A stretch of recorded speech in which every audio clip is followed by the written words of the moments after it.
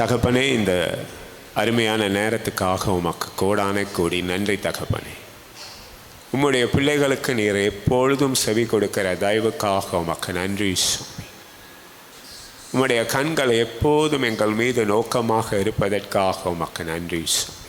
உம்முடைய செவிகள் எப்பொழுதும் எங்களுக்கு திறந்திருக்கிற தயவுக்காக உமக்கு நன்றி சுவாமி. நீர் மனதுருக்கமும் இரக்கமும் நீடிய சாந்தமும் கிருபையும் உள்ளவராயிருப்பதற்காக உமக்கு நன்றி சுவாமி.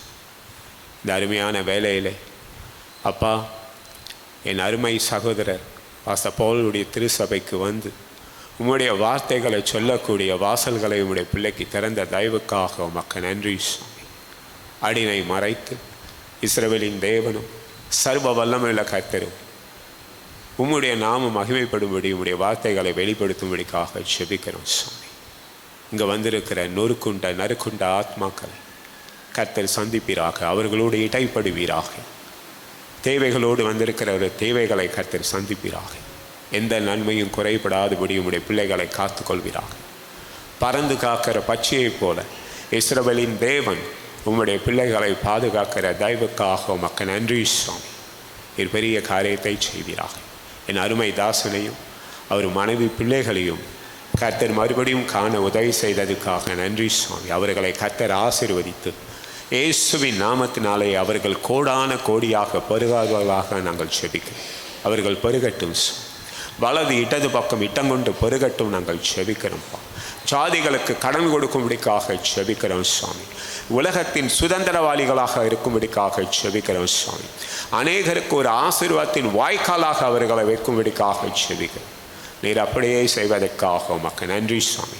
வந்திருக்கிற என் ஒவ்வொரு பிள்ளைகளையும் கர்த்தர் ஆசீர்வதிக்கும்படிக்காக செபிக்கிறோம். செழிக்கட்டும், கோடான கோடியாய் பெருகட்டும் செபிக்கிறோம் நல்ல பிதாவே. ஆமென். Thank you lord. பாஸ்டருக்கு ஆண்டவர் இந்த வருஷம் என்னோடு கூட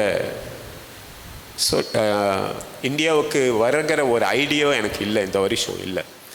ஆண்டவர் எனக்கு என்ன சொல்கிறாரோ கர்த்தர் கிருபையினால் அதை கீழ்ப்படிந்து நடக்கிறது தான் ஒவ்வொரு விசுவாசி ஒவ்வொரு கர்த்தருடைய பிள்ளைகளுடைய நோக்கமாக இருக்கணும். ஆண்டவர் நம்மளுக்கு என்ன சொல்கிறாரோ, ஆண்டவர் சொல்லாத காரியங்களை செய்கிறதில்லை. கர்த்தர் நமக்கு சொல்கிற காரியங்களை செய்யும்போது தான் அது நமக்கு ரொம்ப ஒரு பெரிய மகிமையாக இருக்கும், ஒரு ரொம்ப பெரிய சந்தோஷம். அது ஆண்டவருக்கும் ஆண்டவருடைய நாமத்துக்கு அது ஒரு பெரிய மகிமையாக இருக்கும். ஆண்டவர் சொல்லாத இடங்களில் நம்ம ஓடக்கூடாது. கர்த்தர் நம்மளுக்கு எந்த இடத்த காண்பிக்கிறாரோ அந்த இடத்துல மட்டும் நம்ம இருக்கும்போது அது ஒரு பெரிய ஆசீர்வாதமான ஒரு காரியமாக நம்ம வாழ்க்கையில் அமையும். இதை என்றைக்குமே நம்ம இதை தெரிஞ்சுக்கணும்.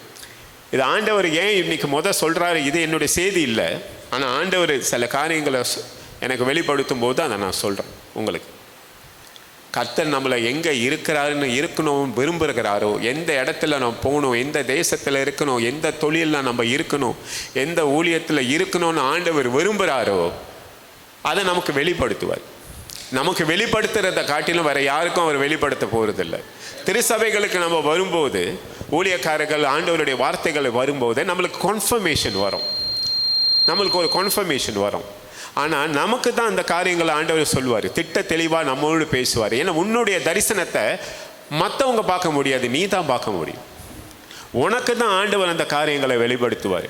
அந்த காரியங்கள் உனக்கு வெளிப்படும் போது நீ திருச்சபைக்கு போகும்போதும், மீட்டிங்ஸுக்கு போகும்போதும், வேதத்தை வாசிக்கும் போதும், இல்லை சொப்பனத்தின் மூலியமாகவும் ஆண்டவர் உங்ககிட்ட பேசுறதுன்னா, அவர் உங்ககிட்ட பேசுகிற நம்மோட அவர் உறவாடுவதற்கு நமக்கு அவளுக்கு அந்த சேனல்ஸை வழிகளை நம்ம அவருக்கு சொல்ல தேவையில்ல, அவரே தேர்ந்தெடுத்து நம்மளுக்கு சொல்லுவார். அந்த வார்த்தை நம்மளுக்கு வரும்போது மறுபடியும் நம்ம உள்ளத்தில் அது உறுதிப்படும். அப்போ அந்த காரியத்தை எடுத்து நம்ம செயல்படும் போது அந்த காரியத்தில் ஒரு பெரிய வெற்றியை பார்க்கலாம். ஆமென். ஒரு பெரிய வெற்றியை பார்க்க முடியும். ஆனால் ஆண்டவர் சொல்லாத இடங்களில் நம்ம ஓடும்போது ஆண்டவர் அதை அனுமதிக்கிறார்.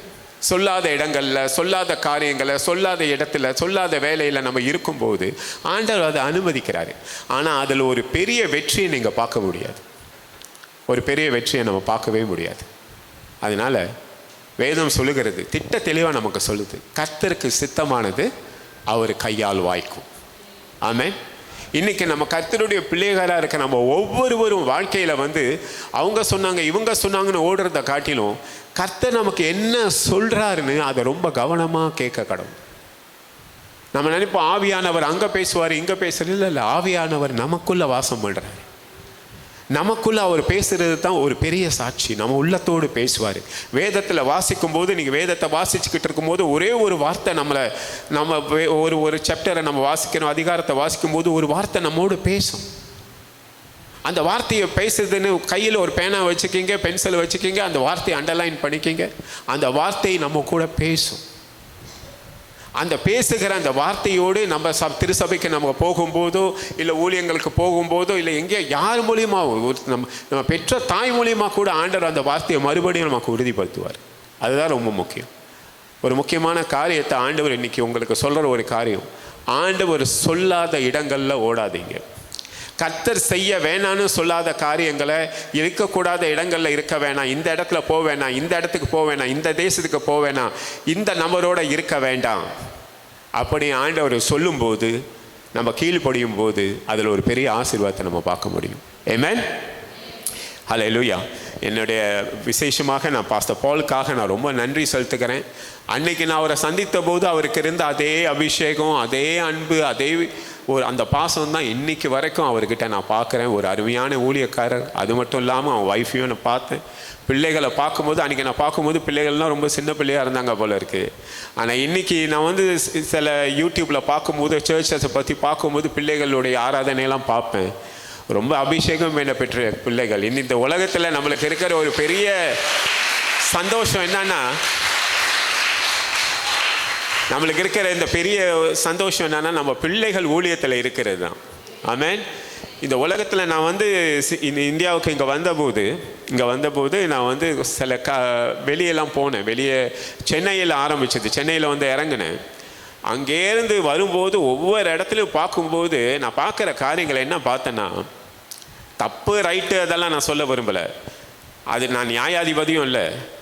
ஆனால் நான் சொல்ல ஒரு காரியம் என்னன்னா, ஒவ்வொரு பைக்குக்கு பின்னாலேயும் ஒரு பெண் உட்காந்துருக்கிறாங்க.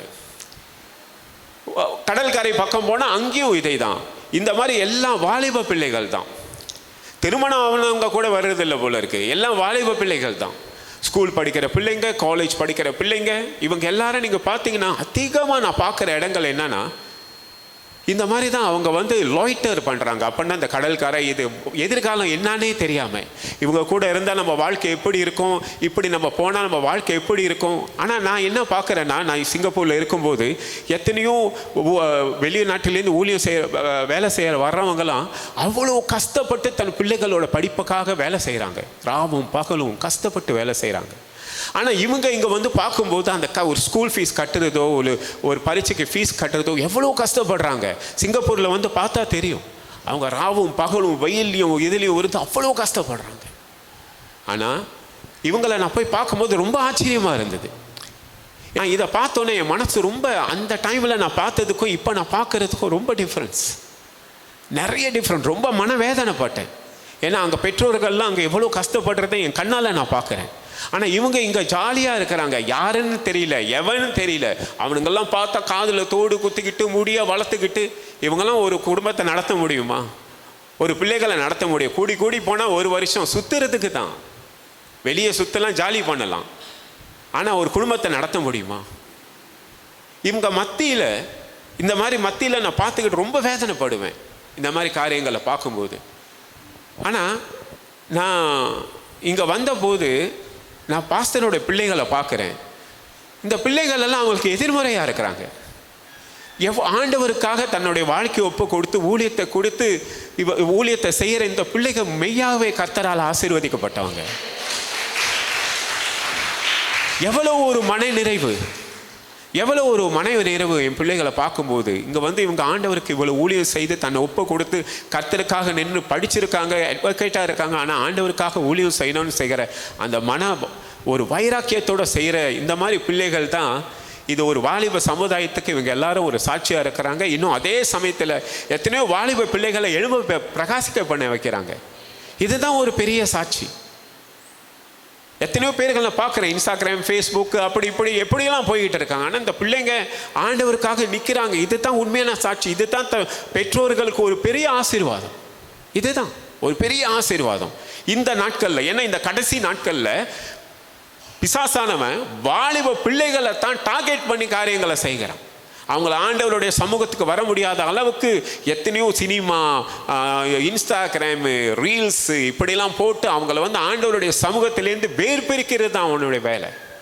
ஆனால் அதை எதிர்த்து நின்று நான் கர்த்தருக்காக உருவாக்கப்பட்டேன், கர்த்தரை ஆராதிக்க உருவாக்கப்பட்டேன், கர்த்தரை துதிக்க உருவாக்கப்பட்டேன்னு சொல்லிட்டு இந்த பிள்ளைகள் இன்னைக்கு ஆண்டவருடைய சமூகத்தில் நீங்கள் எல்லாரும், அவர்கள் மட்டுமல்ல, இன்றைக்கி நீங்கள் எல்லாரும் எங்கெங்கேயோ போயிருக்கலாம். ஆனால் இன்றைக்கி நீங்கள் எல்லாரும் ஆண்டவர் ஆராதிக்க வந்திருக்கீங்கன்னா மெய்யாகவே கர்த்தரால் நீங்கள் ஆசீர்வதிக்கப்பட்டவர்கள். ஹல்லேலூயா! மெய்யாகவே ஆசீர்வதிக்கப்பட்டவர்கள். எவ்வளோ மன மகிழ்ச்சியாக இருக்குது இதை பார்க்கும்போது. அதனால தான் நான் பாஸ்டர்கிட்ட சொன்னேன், பாஸ்டர் நீங்கள் ஒரு பெரிய ஆசீர்வாதம் இந்த மினிஸ்ட்ரி ஆண்டவர் கொடுத்துருக்காரு.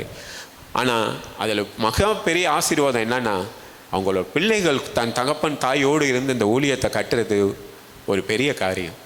ஹல்லேலூயா! இந்த காரியம் கர்த்தரால் நடந்தது. கர்த்தரால் நடந்தது. எத்தனையோ ஊழியக்காரர்களோட பிள்ளைகளையும் நான் பார்க்குறேன், அவங்களாம் அந்த ஊழியத்தெல்லாம் இன்ட்ரெஸ்ட் இல்லை. ஆனால் மெய்யாகவே கர்த்தரால் இவர்கள் ஆசீர்வதிக்கப்பட்டவர்கள். ஆமென். இவங்க மேன்மேலும் கர்த்தருடைய ஊழியங்களில் செழிக்கணும், இன்னும் அநேகருக்கு ஒரு ஆசீர்வாதமாக இருக்கணும், உலகெங்கும் போகணும். இவங்க எதிர்காலம், திருமண வாழ்க்கை எல்லாம் இயேசுவின் நாமத்தினால ஆசீர்வதிக்கப்படணும்னு இன்றைக்கு மட்டும் இல்லை, நான் என்றைக்கும் ஜெபித்துக் கொள்வேன். ஹல்லேலூயா! சரி, நம்ம இன்றைக்கி வசனத்துக்கு நேராக கடந்து போவோம். ஐசியாவுக்கு எழுதின வருவோம். ஐசியா புஸ்தகத்தில் எழுதிங்க 54வது அதிகாரம் 9வது வசனம். இது எனக்கு நோவாவின் காலத்தில் உண்டான வெள்ளம் போல் இருக்கும். நோவாவின் காலத்தில் உண்டான வெள்ளம் இனி பூமியின் மேல் புரண்டு வருவதில்லை என்று நான் ஆணையிட்டது போல உன்மேல் நான் கோபம் கொள்வதில்லை என்றும் உன்னை நான் கடிந்து கொள்வதில்லை என்றும் ஆணையிட்டேன். ஹல்லேலூயா! இதில் ஒரு முக்கியமான விஷயம் நீங்கள் பார்க்க வேண்டியது என்னன்னா, உன் மீது நான் கோபமும் கொள்வதில்லை, உன் மீது கடிந்து கொள்வதில்லைன்னு ஒரு மனிதன் சொல்லலை. இது சொன்னது ஆண்டவராகிய இயேசு கிறிஸ்து. ஹல்லேலூயா! இன்றைக்கி நம்ம எல்லாம் என்ன நினைக்கிறோம், நம்ம ஏதாவது ஒரு காரியத்தை கர்த்தருக்கு செய்தாதான் கர்த்தர் நம்மை ஆசீர்வதிப்பார். ஏதாவது ஒரு காரியத்தை நம்ம கரெக்டாக செய்யலைன்னா ஆண்டவர் நம்மளை தண்டிச்சிருவார் அப்படின்னு சொல்லி இந்த சிந்தனைக்குள்ளே நம்ம கடந்து சொல்கிறோம். ஒரு விஷயம் ஆண்டவரை பற்றி நல்லா நம்ம தெரிஞ்சுக்கணும். நீங்களோ நானோ கர்த்தரை தெரிஞ்சு கொள்ளலை, கர்த்தர் தான் நம்மளை தெரிந்து கொண்டார். ஹல்லேலூயா! நீங்களோ நானோ நான் ரட்சிக்கப்படணும் அப்படின்னு சொல்லிட்டு தெரிந்து கொள்ளப்படலை, கர்த்தரை தேடலை. கர்த்தர் தான் நம்மளை தெரிந்து கொண்டார், பேர் சொல்லி அழைத்தார், நீதிமானாக்கினார், மகிமைப்படுத்தியிருக்கிறார். ஹல்லேலூயா! இன்றைக்கி நான் கேட்குறேன், இன்றைக்கி திருசபையில் நான் ஒரு கேள்வி கேட்குறேன். இன்றைக்கி இங்கே இருக்கிற நம்ம எல்லாருக்கும் பிள்ளைகள் உண்டு, எல்லாருக்கும் பிள்ளைகள் உண்டு. இன்றைக்கி நம்ம பிள்ளைகள் பக்கம் எவ்வளோ நம்ம பிள்ளைகள் என்ன கேட்டாலும் நம்ம வாங்கி கொடுக்குறோம், என்ன காரியங்கள் செஞ்சாலும் நம்ம செய்கிறோம், எல்லாமே செய்கிறோம். ஏன்னா நம்ம பிள்ளைகள் இல்லை, நம்ம பிள்ளைகள் தானே, அதனால் எல்லாமே செய்கிறோம். ஆனால் என்னைக்காச்சும் ஒரு வாட்டி நம்ம பிள்ளைகளை பக்கத்தில் அமர வச்சு அவங்க தலையில் இருக்கிற முடி எண்ணி இருக்குமா? யாராவது எண்ணி இருக்கீங்களா? நான் எண்ணினதில்லை. யாராவது ஒரு ஆள் என் பிள்ளையோட தலையில் இருக்கிற முடி எவ்வளோன்னு எண்ணி இருக்கீங்களா?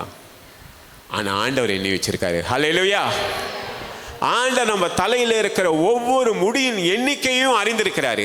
அப்படிப்பட்ட ஆண்டவருக்கா நம்மளுடைய பிரச்சனை தெரியாது? நல்லா யோசிச்சு பாருங்க. நம்ம தலையில் இருக்கிற ஒவ்வொரு முடியின் எண்ணிக்கையும் அறிந்திருக்கிற ஆண்டவருக்கா நம்ம போய் கொண்டிருக்கிற பிரச்சனைகள் தெரியாது? இப்படிப்பட்ட ஆண்டவரா நம்மளை சூழ்நிலைகளில் கைவிடுவார்? இப்படிப்பட்ட ஆண்டவரா ஏதாவது ஒரு பிரச்சனை வரும்போது நீ இப்படி செஞ்சுட்ட அப்படின்னு நீ எனக்கு தூரமாக போகணும் தன் முகத்தை அவனை விட்டு மறைப்பாரு? ஒருபோதும் அப்படி செய்ய மாட்டார். வேதத்தில் இருக்கிற ராஜரிகமான வசனம் ஒன்று என்ன தெரியுமா? நான் உன்னை விட்டு விலகுவதும் இல்லை, உன்னை கைவிடுவதும் இல்லை. ஹல்லேலூயா! எந்த சூழ்நிலையிலும் கர்த்தர் உங்களை விட்டு விலகுவதும் இல்லை, கைவிடுவதும் இல்லை. அதனால தான் அவருடைய பேர் என்ன தெரியுமா? ரட்சகர். ரட்சகர். He is a savior. He is a ரட்சகர். ரட்சகரோட தொழில் என்ன தெரியுமா? உங்களை காப்பாற்றுறது தான் அவருடைய தொழில். எந்த சூழ்நிலையில் நீங்கள் இருந்தாலும் உங்களை ரட்சிக்கிறது தான் அவருடைய தொழில். அவர் உங்க மேல கோபப்படுகிறவர் அல்ல, உங்களை கடிந்து கொள்கிறவர் அல்ல. இந்த கோபம் கடிந்து கொள்ள மாட்டார் ஆண்டவர், செய்வார். ஆனா உங்களை அல்ல, கர்த்தரை அறியாத ஜனங்கள். இந்த உலகத்தில் இருக்கிற ஒரே ஒரு பாவம் என்ன தெரியுமா? இயேசு கிறிஸ்துவை தன் சொந்த இரட்சகராக ஏற்றுக்கொள்ளாமல் இருக்கிறது மட்டும்தான். இதுதான் இந்த உலகத்தில் இருக்கிற பாவம். இல்லை பாஸ்டர் நான் தண்ணி குடிக்கிறேன் திணிக்கிறேன், இது உன் சரீரத்தில் உண்டான பலவீனங்கள். ஆனால் உலகத்தில் இருக்கிற பெரிய பாவம் என்னன்னா, உனக்காக ஜீவன் கொடுத்த இயேசு கிறிஸ்து இடத்துல நீ வராமல் இருக்கிறது தான். அதுதான் the greatest sin. இன்னைக்கு ஆண்டவர் நிறைய இடங்கள்ல நான் போகும்போது நான் நிறைய பிரசங்கங்களும் கேட்டுக்கிட்டு இருக்கிறேன். சில இடத்துல அவங்க சொல்கிறாங்க, நீங்கள் கரெக்டாக வரல, இன்றைக்கி நான் உங்களுக்கு கொம்யூனியன் கொடுக்க மாட்டேன், நான் இதை கொடுக்க மாட்டேன். எத்தனையோ இதை நான் கேள்விப்படுறேன். எத்தனையோ இடத்துல நான் பார்த்துருக்கேன், இல்லை ஆண்டவர் நீங்கள் இப்படி செய்யலை, அதனால உங்கள் குடும்பத்தில் சாபம் ஏன் உங்கள் வீட்டில் இப்படி ஆயிட்டுனா, ஏன்னா உங்கள் பிள்ளைங்க இப்படி இருக்கிறதுனால உங்கள் குடும்பத்தில் சாபம் இல்லை ஏன் உங்களுக்கு இந்த தொழில் அமையலைன்னா, ஏன்னா நீங்கள் இப்படி செய்யலை அதனால. இல்லைங்க, நான் ஒன்று சொல்கிறேன் கேளுங்களேன். நம்ம முதலாவது என்ன தெரியுமா, நம்ம மனசில் விசுவாசிக்கணும், உணரணும், நம்ம கர்த்தருடைய பிள்ளைகள். அல்லேலூயா, நம்ம கர்த்தருடைய பிள்ளைகள்னு உணரணுங்க. நம்மளுடைய இன்னைக்கு எனக்கு ஒரு மகன் இருக்கான், இமானுவேல் இருக்கான். அவன் எப்படி இருப்பான்னு எனக்கு தெரியும், அவன் கேரக்டர் என்னன்னு தெரியும், அவன் என்ன செய்வான்னு எனக்கு தெரியும். ஆனால் ஒரு போலீஸ்காரன் எனக்கு வீட்டுக்கு உன் மகன் தப்பு செஞ்சுட்டான், அவனை நான் பிடிக்கணும்னு சொன்னான், நான் என்ன தெரியுமா சொல்லுவேன்? இல்லை என் மகன் ரொம்ப நல்லவன், அந்த மாதிரி செய்ய மாட்டான்னு. மண்ணுலகத்தில் இருக்கிற நம்மளே இப்படி செய்யும்போது பரலோகத்தில் இருக்கிற பிதா நம்மளிலும் எல்லாரிலும் மேலானவர். ஹல்லேலூயா. அவருடைய வேலை நம்மளை ரட்சிப்பதும் நம்மளை காப்பதும் தான். அப்போ எனக்கு பலவீனம் இருக்குது, என் பலவீனத்தில் நான் அப்படி செஞ்சிட்டேன். அதுக்கு ஆண்டவர் சொல்லியிருக்கிற ஒரு வார்த்தை, உன் பலவீனம் இது எனக்கு தெரியும்ப்பா, அதனால தான் நான் சொல்லியிருக்கேன், உன் பலவீனத்தில் என் பலன் பூரணமாக்கப்படும். ஹல்லேலூயா. உன் பலவீனத்தில் என் பலன் பூரணமாக்கப்படும். பலவீனம் இல்லாத மனுஷன் யாருமே இல்லை. எனக்கு இருக்கு பலவீனம், பாஸ்டருக்கு இருக்கு பலவீனம், எல்லாருக்கும் பலவீனம் இருக்கு. நான் பலவீனமற்ற மனிதன் ஒருவனும் சொல்ல முடியாது. அதனால தான் ஆண்டவர் அன்னைக்கே சொல்லிட்டார், உன் பலவீனத்தில் என் பலன் பூரணமாக்கப்படும். அதனால நம்ம இப்படி நம்ம ஆசீர்வாதத்துக்கு நம்ம இந்த காரியங்கள்லாம் செஞ்சா நம்ம ஆசீர்வதிக்கப்படுவோம் அப்படின்னு சொல்லி உங்களையே நீங்க ஒதுக்கிறது. நான் இப்படி செஞ்சா தான், நான் வேதம் இரவும் பகலும் ஜபிச்சாதான் ஆண்டவர் என்னை ஆசீர்வதிப்பாரு, நான் இரவும் பகலும் முழங்கால் படிட்டு அதை ஜபிச்சாதான் ஆண்டவர் என்னை ஆசீர்வதிப்பாரு, நான் இது செஞ்சதான் ஆசீர்வாத. ஆசீர்வதிக்கிறது நீங்க தேர்ந்தெடுக்கிறது இல்லை, நீங்க தேர்ந்தெடுக்கிறது இல்லை. நான் ஆசீர்வதிக்கப்படணும் நீங்களும் நானும் முடிவு பண்றது இல்லை.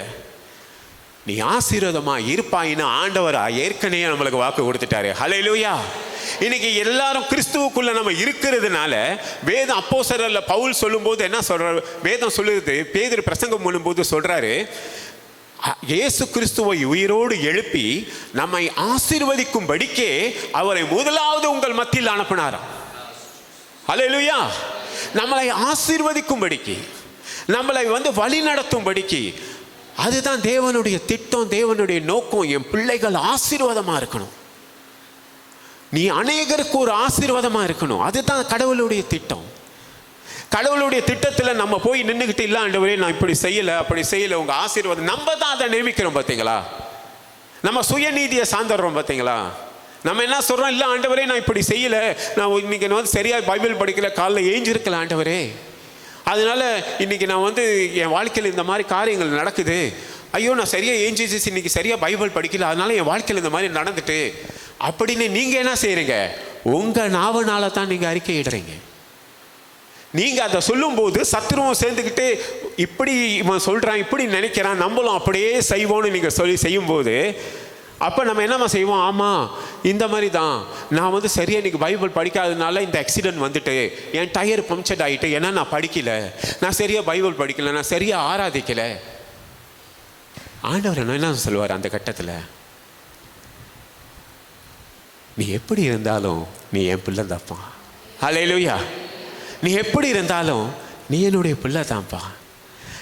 நல்லா யோசிச்சு பாருங்க, இன்னைக்கு ஒரு கடலில் மூழ்கி தவிக்கிறான் ஒருத்தவன், மறிக்க போகிற தருவாயில் இருக்கான், அவன் கையை நீட்டுறான். அப்போ அங்கே யாராவது கடந்து போகும்போது நீ இந்த வேதத்தை வாசி, இந்த வேதத்தை உனக்கு குடிக்கிறேன், இது எல்லாத்தையும் நீ படித்து முடி, அப்புறம் நான் உனக்கு கையை கொடுக்குறேன்னு சொல்கிறேன். பாதி பிடிக்கிறதுக்குள்ளேயே அவன் இறந்து போயிடும். ஆனால் அவனுக்கு தேவை ஒரு கரம் தான் அவனை தூக்கி எடுக்கிறதுக்கு. அல்லேலூயா. நம்மளுக்கு இன்றைக்கி தேவை தேவனுடைய கரம் தான். ஆனால் அந்த கரம் எப்போதும் நமக்கு முன்னால் நீட்டப்பட்டிருக்கு. அல்லேலூயா. எந்த சூழ்நிலையிலும் நமக்கு முன்னால் நீட்டப்பட்டிருக்கு. அவர் நம்மை கடிந்து கொள்கிறவர் அல்ல, நம்ம மேலே கோபமாக இருக்கிறவர் அல்ல. அல்லேலூயா. அவர் சிலுவையில் மரித்த போது திரை கீழே இருந்து மேலே கிழிந்தது. மனிதனுக்கும் கடவுளுக்கும் இருந்த எல்லா பிரிவினைகளும் இன்னையோடு அகன்றதுங்கிறதுக்கு அடையாளமாக அது நடக்கப்பட்டது. அல்லேலூயா. அவர் நம்மளை ஒருவருக்கும் தூரமானவரே இல்லை. நம்மளை நேசிக்கிறவர், அரவணைக்கிறவர். நம்ம எந்த சூழ்நிலையில் இருந்தாலும் நம்ம தான் சில வேளைகளில் இந்த சின்ன சின்ன பிரச்சனை கூட ஆண்டவருக்கு தெரியுமா, என் முகத்தில் ஒரு பருவு இருக்குது, எனக்கு இந்த மாதிரி ஒரு வியாதி இருக்குது, இல்லை எனக்கு இந்த சின்ன பிரச்சனை இருக்குது, இந்த பிரச்சனையெல்லாம் இதெல்லாம் நான் ஆண்டவருக்கு கொண்டு போதா? அதுவும் ஆண்டவருக்கு ஒரு முக்கியமான காரியம்தான். உன் தலையில் இருக்கிற ஒவ்வொரு முடியின் எண்ணிக்கையை அவர் அறிஞ்சிருக்காருன்னா, இந்த சிறு சிறு காரியத்தையும் நீங்கள் ஆண்டவர்கிட்ட சொல்லும்போது தான் ஆண்டவர் கூட நீங்கள் பழக ஆரம்பிப்பீங்க. ஜபங்கிறது நம்ம வீட்டுக்குள்ளே போய் கதவு அடைச்சிக்கிட்டு ஜபிக்கிறது மட்டும் இல்லை. ஒவ்வொரு நாளும் ஆண்டவர்கிட்ட நான் வெளியே போகும்போது, அப்பா நீங்கள் என் கூட வரீங்க, அப்பா நீங்கள் என் கூட இருக்கீங்க, அப்பா நான் சாப்பிடும்போது கூட, அப்பா இந்த வேலையிலும் நீங்கள் என்னோட கூட இருக்கீங்க, எந்த சூழ்நிலையில் இருந்தாலும் அப்பா நீங்கள் என் கூட இருக்கீங்கன்னு சராசரியாக அவர் கூட பேசுறது தான் ஜபம். கதவை ஒண்டி ஜபிச்சுக்கிட்டு நம்ம அது முக்கியம்தான், இல்லைன்னு நான் சொல்லலை. ஆனால் அதே சமயத்தில் ஒவ்வொரு நாளும் நம்ம ஆண்டவர் கூட வாழ்கிற வாழ்க்கை இருக்குல்ல, அதுதான் ரொம்ப முக்கியம். கர்த்தர் கூட வாழ்கிற வாழ்க்கையை, ஆண்டவரோடு கூட நம்ம சராசரியாக பேசுகிற காரியங்கள் தான் ரொம்ப முக்கியம். அல்லேலூயா. சீஷர்கள் மார்க் 4:38 படிச்சிங்கன்னா, சீஷர்கள் எல்லாம் ஆண்டவர் சொல்கிறாரு, வாருங்கள் அக்கறைக்கு போவோம்னு சொன்னார். வாருங்கள் அக்கறைக்கு போவோம், ஒரே வார்த்தை தான். சீஷர்கள் எல்லாத்தையும் புட்டி படிக்கலாம் கட்டிக்கிட்டு படகுல ஏறிட்டாங்க. அக்கறைக்கு போக வேண்டியது இப்போ இருக்குது. அக்கறைக்கு போய் கொண்டு இருக்கிற வேலையில் சீஷர்கள் எல்லாம் அந்த படகுல இருந்து அமர்ந்து இருக்காங்க. ஆண்டவர் ஒரு தலையணை வைத்து அந்த படகுல படுத்து தூங்குறார், நிம்மதியாக படுத்து தூங்குறாரு. அப்போ திடீர்னு ஒரு பெரிய புயல் காற்று அடிச்சு கப்பலே வெள்ளம் எல்லாம் கப்பலே மூழ்கிற அளவுக்கு சூழ்நிலைகள் வந்தது. அப்போ இவங்க என்ன சொல்கிறாங்கன்னா, பாருங்கள், இயேசு கிறிஸ்து படகுல படுத்திருக்காரு, அவர் அமர்ந்து தான் இருக்கார். ஆனால் இவங்க எல்லாரும் அந்த கடலை பார்க்கும்போது, கொந்தளிப்பை பார்க்கும்போது, புயல் காற்றை பார்க்கும்போது பயந்துடுறாங்க. பயந்துட்டு அவங்க என்ன சொல்கிறாங்க பாருங்கள், இயற்கைக்கு விரோதமாக இந்த காரியங்கள் எல்லாம் வருது, அவங்கள மூழ்கடிக்க வருது. ஆனால் அந்த பிரச்சனைகளை பார்த்து அவங்களுக்கு ஆண்டவர் கொடுத்த அதிகாரத்தை அவங்க பயன்படுத்தலை. அவங்க என்ன சொல்கிறாங்க பாருங்க, திருப்பி ஆண்டவர்கிட்ட இந்த மாதிரி ஆகுது ஆண்டவரே, எங்களை கூட்டிகிட்டு வந்தீங்களே, இது உங்களுக்கு கவலை இருக்கா? நாங்கள் மறுக்க போகிறோம். இப்போ என்ன அறிக்கை இடுறாங்க பாருங்க, நாங்கள் மறுக்க போகிறோம், உங்களுக்கு ஏதாவது கவலை இருக்கா ஆண்டவரே? இந்த காற்று இப்படி அடிக்குது. அப்படித்தானே சில வேலைகள் நம்ம சூழ்நிலைகளில் சில பிரச்சனைகள் வரும்போது நம்ம என்ன செய்கிறோம்? ஆண்டவர் நம்மளுக்கு அதிகாரத்தை கொடுத்திருக்கிறாரு. ஆசாரியரும் ராஜாக்களுமா இருக்கிறோம், நமக்கு அதிகாரத்தை கர்த்தர் கொடுத்திருக்கிறாரு. ஆனால் நம்ம என்ன செய்கிறோம்? மறுபடியும் ஆண்டவர்கிட்ட போய் சொல்கிறோம், ஆண்டவரை உங்களை நம்பி தானே நான் வந்தேன், இந்த ஊழியத்தில் ஒன்றுக்கெல்லாம் நம்பி தானே வந்தேன், இந்த பிரயாணத்தை இந்த திருமணத்தை உங்களை நம்பி தானே நான் செய்தேன், ஆண்டவரே இந்த படிப்பை உங்களை நம்பி தானே படித்தேன், ஏன்னா இப்படி கைவிட்டுட்டீங்களே. அப்படித்தான் நம்ம சில வேலைகளில் நினைப்போம். ஆண்டவர் இடத்துல நம்ம சத்தம் போடுவோம், ஏன் ஆண்டவரை இப்படி செஞ்சீங்க, ஏன் இந்த காரியத்தை அனுபவிச்சீங்க, நான் உங்களை நம்பி தானே வந்தேன். ஆனால் நம்ம கொடுத்த அதிகாரத்தை நம்ம பயன்படுத்துறதில்லை, அந்த சூழ்நிலையை நம்ம கடிந்து கொள்ளுறதில்லை. ஆனால் நம்ம என்ன சொல்கிறோம்? ஆண்டவருக்கு மறுபடியும் ஆண்டவர்கிட்ட ஆண்டவரே நீங்கள் தான் இதுக்கு காரணம், நீங்கள் தான் இப்படி செய்தீங்க, என் பிள்ளை வாழ்க்கை இப்படி இருக்குன்னா நீங்கள் தான் காரணம், நான் இந்த தொழிலில் போய் செழிக்கலைன்னா நீங்கள் தான் காரணம், என் ஊழியம் இப்படி நடக்கலை நீங்கள் தான் காரணம். நாங்கள் இந்த மாதிரி சூழ்நிலை இருக்குமே ஆண்டவரே, இதில் மடித்து போகிற ஒரு சூழ்நிலையில் இருக்குமே, இந்த மாதிரி ஒரு சூழ்நிலையில் இருக்குமே, இப்படி நவரமே முடியாத ஒரு இதில் என்னை வச்சுட்டீங்களா ஆண்டவரே நான் அப்படி சொல்லி ஆண்டவரை தான் நம்ம கடிந்து கொள்கிறோம் சில வேலைகளில். அதே மாதிரி தான் சீஷர்கள். இன்னைக்கு ஆச்சரியப்படாதீங்க, ஐயோ நான் அப்படி பேசிட்டு நான் ஆண்டவரே, ஆச்சரியப்படாதீங்க. அன்னைக்கு சீஷர்களும் இயேசு கிறிஸ்துவோடு இருந்தவங்க, ஏசப்பாவை பார்த்தவங்க, தரிசித்து கூடவே இருந்தவங்க, அற்புதங்க செய்தவங்க, ஆண்டவரோட அற்புதத்துக்கெல்லாம் சாட்சியாக இருந்தவங்க. அவங்க சொல்கிறாங்க பாருங்க, ஏசப்பாவை பக்கத்தில் வச்சுட்டு, இன்னைக்கு நம்ம ஏசப்பாவை பார்க்கல, ஆனால் ஏசப்பா சொன்னார், என்னை காணாமல் விசுவாசிக்கிறவர்கள் பாக்கியவான்கள். ஆனால் இவங்க பக்கத்தில் இருந்துக்கிட்டு சொல்கிறாங்க, நான் மடிஞ்சு போகிறது கவலையே இல்லையா உங்களுக்கு அப்படின்னு. ஆனால் நானாக இருந்தேன்னா, நீங்களாக இருந்தீங்கன்னா முதல்ல ஏஞ்சி நம்ம என்ன செய்வோம்? ஏசினவங்களை என்ன சொல்லுவோம்? உங்களுக்கெல்லாம் அறிவு இருக்கா? இவ்வளோ உதவி உங்களுக்கு நான் செஞ்சுருக்கேனே, என்னை பார்த்தா என் மேலேயே குற்றம் சாட்டுறீங்க அப்படின்னு அவங்கள தான் ஏசியிருப்போம், சீசர்களை ஏசியிருப்போம். ஆனால் ஆண்டவர் என்ன செஞ்சார் தெரியுமா? எழுந்து அவங்கள ஏசலை, காற்றையும் கடலையும் அதட்டினார். அல்லேலூயா. இறையாதேன்னு காற்றையும் கடலையும் அதட்டினார். ஏன்னா இவங்க பலவீனம், அது அவங்க பலவீனத்தில் அவங்க பேசுகிறாங்கன்னு ஆண்டவருக்கு தெரியும். ஆனால் ஆண்டவர் அதட்டினது காற்றையும் கடலையும் மட்டும்தான். அவங்க போக வேண்டிய இடத்துக்கு போய் சேர்ந்தாங்க.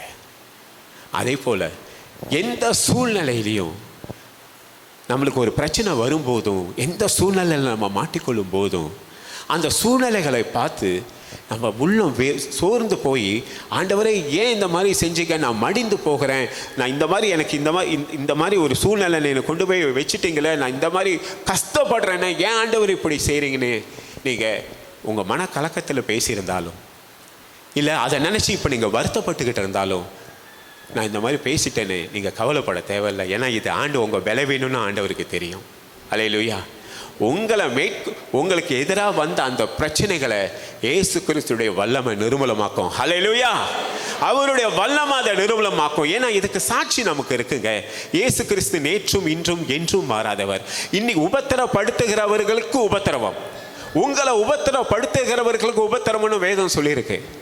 உங்களை உபத்திரவப்படுத்துகிற இந்த பிரச்சனைக்கு அது உங்கள் பக்கமே வராது, அதை கர்த்தர் நிர்மூலமாக்கிடுவார்னு இந்த மார்க் 4:38 நம்ம பார்க்குறோம். ஏன்னா இது அன்னைக்கு சீஷர்களுக்கு நடந்தது மட்டுமல்ல, இது சீஷர்களுக்கு மட்டும்தான் நடந்தது, என் வாழ்க்கையில் இல்லை. அதுதான் இன்னைக்கு நமக்கு சாட்சி. அந்த சாட்சியின் வெளிச்சத்தில் தான் இன்னைக்கு நம்ம வாழ்க்கையை வாழணும். அதுதான் அவங்களை எதிர்க்க வந்த அந்த பிரச்சனையை அவங்கள கடிந்து கொள்ளலை, அந்த பிரச்சனையை கணிந்து கொண்டார். இன்னைக்கு இந்த மாதிரி ஒரு சூழலை நீங்கள் அகப்பட்டு இருக்கும்போது, நீங்களே வாய் தவறி ஆண்டவரே இந்த மாதிரி என்ன பேசியிருந்தாலும் உங்களை கணிந்து கொள்கிறவர் இல்லை. அவர் உங்களுக்கு எதிராக வந்துற அந்த பிரச்சனைகள் கணிந்து கொள்ளப்படும். ஹல்லேலூயா. நீங்கள் போக வேண்டிய உங்கள் பாதையில் சுகமமாய் போய் சேர ஆண்டவர் கிருபை செய்வார். இன்னொரு மத்திய அதிகாரத்தை நம்ம வாசிச்சோம்னா 8ஆம் அதிகாரம், ஒரு குஷ்டரோகி ஆண்டவர் இடத்துல வருகிறான். ஒரு குஷ்டரோகி வருகிறான் ஆண்டவர் இடத்துல. அந்த குஷ்டரோகி 8ஆம் அதிகாரத்தில் நீங்கள் வாசிச்சிங்கன்னா, குஷ்டரோகி ஆண்டவர்கிட்ட வருகிறான். அந்த நாட்களில் அந்த குஷ்டரோகி மனிதர்களோடு கூட, அங்கே இருக்கிற சராசரி யூதர்களோடு, அவங்களாம் குஷ்டரோகினா இவன் ஏதோ ஒரு பாவம் செஞ்சுட்டான், அந்த பாவத்தினால தான் இந்த குஷ்டரோகம் இவனை கொஞ்சம் கொஞ்சமாக சாவுக்கு எதுவாக நடத்தி கொண்டு போகுதுன்னு அப்படின்னு அவங்களோட, இவன் ஒரு பாவி ஒரு வியாதி வந்துட்டாலே இஸ்ரவேல் ஜனங்கள் எப்படின்னா, ஒரு வியாதி உங்களுக்கு வந்தாலே ஐயோ இவன் ஏதோ பாவம் செஞ்சுட்டான், இதுதான் அவங்களுடைய சிந்தனை. அப்போ இவன் குஷ்டரோகினா தன் குடும்பத்தை விட்டே அவன் விலகி இருக்கணும், பிள்ளைகளை விட்டு விலகி இருக்கணும், சொந்தக்காரர்கள் எல்லா விட்டு விலகி இருக்கணும், அவன் யாரு கூட இருக்கக்கூடாது, எங்கோ நாய்களோட நாய்களாக தெருவில் தான் இருக்கணும். அவன் வரும் நடக்கும்போது கூட அவன் என்ன சொல்லணும்னா, ஹெப்ரு கல்ச்சரில் என்ன சொல்லணும்னா, நான் வரேன், நான் குஷ்டரோகி, நான் நடந்து வரேன்னு சொன்னா எல்லா ஜனங்களும் வீட்டில் போய் கதவு அடைச்சிக்குவாங்க. அந்த மாதிரி எல்லாராலையும் வெறுக்கப்பட்டு ஒரு நாயை விட அவரை ஒரு கேவலமான ஒரு நபராக பார்த்து அவரை ஒதுக்கி, அவருக்கு சாப்பாடு கொடுக்காம ஒதுக்கி வைக்கக்கூடிய ஒரு சூழ்நிலையில தான் அந்த குஷ்டரோகி வாழ்ந்து கொண்டிருந்தான். ஆண்டவர் மலை பிரசங்கம் முடித்த பிறகு, நான் அந்த ஹிப்ரு கல்ச்சரை படிச்சிருக்கிறதுனால சொல்கிறேன், மலை பிரசங்கம் பண்ணி அவர் இறங்க வேண்டிய இடத்தை விட்டுட்டு அந்த குஷ்டரோகி அந்த கல்லின் பின்னால் மறைந்திருந்தான். அவன் இருக்கிற இடமா இயேசு கிறிஸ்து நடந்து வந்தார். வரும்போது அவன் ஆண்டவரை பார்க்குறான், ஆண்டவருடைய பிரசங்கத்தை கேட்குறான். கேட்டுட்டு அவனுக்கு ஒரு நம்பிக்கை வருது, நம்பிக்கையும் இருக்குது, அதே சமயத்தில் அவன் உள்ளத்தில் ஒரு பயமும் இருக்குது. 8ஆம் அதிகாரம் மத்தேயு 8:2-3 வாசிங்க. அப்பொழுது குஷ்டரோகி ஒருவன் வந்து அவரை பணிந்து, ஆண்டவரே, உமக்கு சித்தமானால் என்னை சுத்தமாக்க உம்மால் ஆகும் என்றான். இயேசு தமது கையை நீட்டி அவனை தொட்டு, எனக்கு சித்தம் உண்டு, சுத்தமாகு என்றார். உடனே குஷ்டரோகம் நீங்கி அவன் சுத்தமானான். ஹல்லேலூயா. இதில் முக்கியமாக நீங்கள் கவனிக்க வேண்டிய ஒரு காரியம் என்னன்னா, அந்த குஷ்டரோகி இயேசு கிறிஸ்து அவனை சுகமாக்குவார். ஏன்னா அவன் பிரசங்கத்தை கேட்குறான், இயேசு கிறிஸ்து அவரை சுகமாக்குவாருங்கிறதுக்கு அவனுக்கு எந்தவித டவுட்டும் இல்லை. இயேசு சுகமாக்குவார், அவனுக்கு தெரியும். இல்லாட்டி இயேசு இடத்துல வந்திருக்க மாட்டான். ஆனால் என்ன சுகமாக்குவாரா? உங்களுக்கு சித்தம் உண்டால் என்னை சுத்தமாக்குன்னு சொன்னான். கடவுள் சுகமாக்குவார்னு அவனுக்கு தெரியும். ஆனால் என்ன அவர் சுகமாக்குவாரா? அதுதான் அவனுக்கு உள்ளது இருந்த ஒரு பெரிய கேள்வி. பாருங்க, கடவுளுடைய பிரசங்கத்தை அவன் கேட்குறான். கடவுளுடைய பிரசங்கத்தை கேட்குறான். அவர் கிருபையுள்ளவர், இரக்கம் உள்ளவர்னு அவன் கேட்குறான். ஆனால் எனக்கு அதை அவர் அந்த கிருபையும் இரக்கத்தையும் கொடுப்பாரா? அதுதான் அவன் உள்ளத்தில் இருந்த உணர்வு. பாருங்க. ஆனால் ஆண்டவர் செஞ்ச எவ்வளோ அருமையான ஒரு செயல் பாருங்க. அவன் இவ்வளவு நாள் குடும்பத்தை எல்லாம் விட்டு விலகி யாருமே அவனை தொடாமல், பிள்ளைகள் கூட அவன் பக்கம் வராமல் இருந்தபோது ஆண்டவர் முதலாவது செஞ்ச காரியம் எவ்வளோ அருமையான காரியம். அவர் கிட்ட வந்து அவன் கரத்தை நீட்டி அவனை அணைத்து கொண்டார். ஹல்லேலூயா. அவனை முதலாவது, ஏன்னா அவனுக்கு தேவை என்ன தெரியுமா? ஒரு அரவணைப்பு. ஒரு அரவணைப்பு. அவன் கையை நீட்டி அப்படியே முதலாவது அவனுக்கு தேவை. இந்த சுகத்துக்கு மேலே அவன் தேவை என்ன தெரியுமா? வேதம் சொல்லுது, மன மகிழ்ச்சி முக மகிழ்ச்சியை தரும். ஹல்லேலூயா. மன மகிழ்ச்சியா இருக்கணும். அப்போ முக மலர்ச்சி, நல்ல செய்தி எலும்புகளை புஷ்டியாக்கும். அவன் வந்து ஐயசப்பா கரத்தை நீட்டி அவனை அணைத்து கொண்டு, எனக்கு சித்தம் உண்டு, நீ சுத்தமாங்கன்னு சொன்னாரு. ஹல்லேலூயா. அவன் கேள்விக்கு ஆண்டவர் பதில் கொடுக்குறாரு. அவர் நினைச்சிருந்தா நான் சொல்லியிருக்கான், நீ என்ன பார்த்து கேட்குறீங்க எனக்கு சித்தம் உண்டான்னு? நான் இவங்க எவ்வளோ பிரசங்கம் பண்ணுறேன், எத்தனையோ பேரை சுகப்படுத்தியிருக்கேன். நீ ஆஃப்டர் ஆல் ஒரு குஷ்ட ரோகி, நீ என்னிடத்துல வந்து என்னைய கேட்குறியா? நம்மளா இருந்தால் அப்படி கேட்டிருப்போம். நம்மளா இருந்தால் அப்படி கேட்டிருப்போம். நான் எவ்வளோ பெரிய பிரசங்கி, நீங்கள் ஜபிச்சா வல்ல அற்புதம் நடக்குமான்னு நீ என்னையா பார்த்து கேட்குறேன், நான் கேட்டிருப்போம். ஏன்னா மனிதர்கள்ல. ஆனால் ஆண்டவர் என்ன செஞ்சார் தெரியுமா? அவன் பலவீனத்தை புரிஞ்சு கொண்டாரு. அவனுக்கு சுகமாகணும்னு ஆசை. தன் பிள்ளைகளோடு இருக்கணும், தன் மனைவி பிள்ளைகளோடு இருக்கணும், எல்லாரோடையும் சராசரி ஒரு மனிதனாக வாழணும், ஆசீர்வாதமாக இருக்கணும், தொழிலுக்கு போகணும், என் குடும்பத்தை ஒரு ஆசீர்வாதமாக வச்சுருக்கணும் அப்படின்னு அவனுக்கு ஆசை. ஆனால் அவனால் முடியல. அவன் ஒரு குஷ்டரோகி, அவனால் முடியல. ஆனால் ஆண்டவர் என்ன செஞ்சார்? முதலாவது அவனுக்கு தேவை அரவணைப்பு, அதை கொடுத்தாரு. ஏன்னா அந்த நாட்களில் ஒரு குஷ்டரோகி வந்து ஒருத்தவனை தொட்டுட்டானா அவன் முழுவதையும் அவனையும் அந்த வீட்டை விட்டு விலக்கி வச்சுருவாங்க. ஏன்னா அவன் முழுமையும் தீட்டுப்பட்டுட்டான்னு அர்த்தம். ஆனால் இங்கே முழுமையும் சுத்தமானவர் தீட்டுப்பட்டவனை தொட்ட போது அந்த தீட்டுப்பட்டவனும் சுத்தமானான். ஹல்லேலூயா. இந்த தீட்டுப்பட்டவனும் சுத்தமானான். அதுதான் அவருடைய அன்பு. நம்மளை கடிந்து கொள்கிறவர் அல்ல.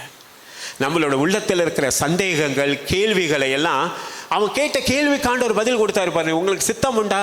எனக்கு சுத்தமாக்காண்டவர். அவன் ஒரு சந்தேகத்தால் தான் வரான். உங்களுக்கு சித்தம் உண்டா? எனக்கு சுத்தமாக்குன்னு. ஆண்டவர் அதுக்கு மேலாக எபேசியன்ஸ் 3:20 நம்ம படிக்கிறோம், வேண்டிக் கொள்வதற்கும் நினைப்பதற்கும் மிகவும் அதிகமாய் செய்கிறவர். அவனை கரம் நீட்டி அவனை அணைத்து கொண்டு, எனக்கு சுத்தம் உண்டு, நீ சுத்தமாக. இனி அவன் என்ன செஞ்சிருப்பான்? தன் குடும்ப பிள்ளைகளோட ஐக்கியமாயிருப்பான். ஏன்னா ஆண்டவர் தச்சர். பார்த்தீங்களா? அவர் ஆண்டவர் ப்ரொஃபஷன் தெரியல, ஆண்டவர் என்ன தொழில் செஞ்சாருன்னு. அவர் தச்சர். ஒரு மரத்தோட ஒரு மனத்தை இணைத்து ஒரு மேசையாவும் நாக்காலையும் உருவாக்குறவர், நம்மளை பிரிக்கிறவர் அல்ல. ஹல்லேலூயா. அதை தான் அவர் அங்கே செஞ்சார். தன் குடும்பத்தோடு அவனை இணைத்தார். ஹல்லேலூயா. அப்படிப்பட்ட ஆண்டவர் நம்மளுடைய ஆண்டவர். மார்த்தாள் மரியாள், இன்னொரு இதை பார்த்தோன்னா மார்த்தாளும் மரியாள்.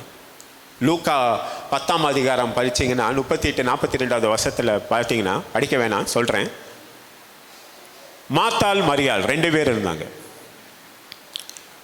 ஏசு கிறிஸ்து அவங்க வீட்டுக்கு வரான்னு தெரிஞ்ச கையோட, ஏசு வராரு, வீட்டுக்கு வராரு அப்படின்னு சொன்னோன்னே ஏசு மட்டும் வர மாட்டார். ஏசு கூட வரும்போது சீஷியர்கள் எல்லாம் அவங்கெல்லாம் பயங்கரமாக சாப்பிடுவாங்க. நம்ம சாப்பிட்ற மாதிரி இல்லை, எல்லாம் பயங்கரமாக சாப்பிடுவாங்க. ஒரு பெரிய பட்டாளமே வரும், நிறைய பேர் வருவாங்க. கூட வரும்போது மார்த்தாள் என்ன செஞ்சார்னா, மிடில் ஈஸ்ட் கல்ச்சர்னு சொல்லுவாங்க. மிடில் ஈஸ்ட் கல்ச்சர்னா இப்போ நம்ம தமிழங்களுடைய கல்ச்சர் மாதிரி தான். ஒருத்தவங்க வீட்டுக்கு வரும்போது அவங்களுக்கு ஆகாரம் கொடுப்போம், சாப்பாடு கொடுப்போம், அவங்களுக்கு என்ன தேவை எல்லாமே ரெடி பண்ணுவோம். ஆனால் அங்கே இருந்தது மார்த்தாளும் மரியாளும் தான். மார்த்தாள் என்ன செஞ்சா, எல்லா வேலையும் செஞ்சுட்டு மரியாளை பார்க்குறா. மரியாள் போய் ஆண்டவருடைய பாதத்தில் உட்காந்து ஆண்டவர் சொல்லுறதை கேட்டுக்கிட்டு இருக்கா. இப்போ மார்த்தாள் பார்க்குறா, நிறைய வேலை சுய பலத்தினால நிறைய வேலை, ஐயோ இவங்களுக்கெல்லாம் சமைக்கணுமே, இதெல்லாம் செய்யணுமே. ஆனால் ஒரு காரியத்தை மறந்துட்டா. இதே இயேசு கிறிஸ்து தான் 5 அப்பத்து 2 மீனையும் வைத்து 5000 பேருக்கு மேலாக போஷித்தவர். அல்லேலூயா. ஆனால் அதை அவன் மறந்துட்டா. ஆண்டவர்கிட்ட சொல்கிறா பாருங்க, அவள் சுய பலத்தில் சார்ந்து அவள் போய் எல்லா வேலையும் செஞ்சு சொல்கிற, ஆண்டவரே நான் இவ்வளோ வேலை செய்கிறேன், இதை பற்றி உங்களுக்கு கவலை இல்லையா? மரியாதை வந்து எனக்கு ஹெல்ப் பண்ண சொல்லுங்க. அவள் பாருங்க, மரியாதை போய் ஆண்டவருடைய பாதத்தில் உக்காந்துட்டா. அப்போ ஆண்டவர் அவகிட்ட சொல்கிறாரா, மார்த்தாலே மார்த்தாலே, நீ அநேக காரியங்களை குறித்து கவலைப்படுகிறாய், தேவையானது ஒன்றே, அந்த நல்ல பங்கை மரியாள் தெரிந்து கொண்டாள். ஹல்லேலூயா. பிரயாசப்படுகிறா. ஆனால் ஆண்டவர் வந்து மரியாதை குத்தப்படுறா. மரியாள் தங்கச்சியும் மட்டும் இல்லை, இயேசுவும் சொல்கிறாரு, உங்களுக்கு கவலை இல்லையா? அவன் வந்து அங்கே உட்காந்துருக்காரு, உங்களுக்கு கவலை இல்லையா? நான் இவ்வளோ கஷ்டப்பட்டு வேலை செய்கிறேனே.